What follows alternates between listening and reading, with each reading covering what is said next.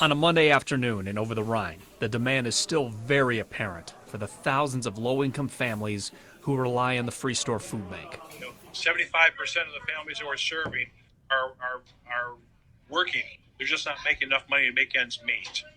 Kurt Reiber is the president and CEO of the Free Store Food Bank. He told me more than 500 families came through the Beat Taylor market in just one day. Today, the store is closed and some of the shelves are empty.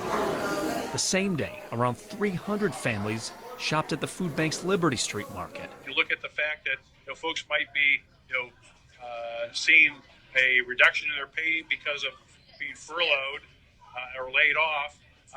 That's going to be a challenge for everybody. With the government shutdown now nearly a week old, there are questions about whether or not money will be there to help low-income families. Like WIC, which helps more than 6 million women and children with food and breastfeeding support.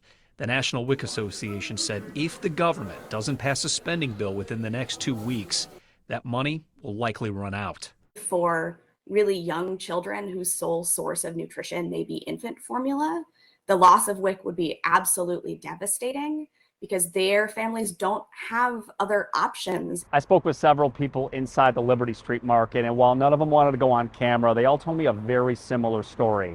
They're on a limited income, they're struggling to feed their families, and the thought of them losing any of their safety net over this government shutdown is something that keeps them up at night. SNAP benefits, once known as food stamps, went out for October for the 42 million Americans who rely on them.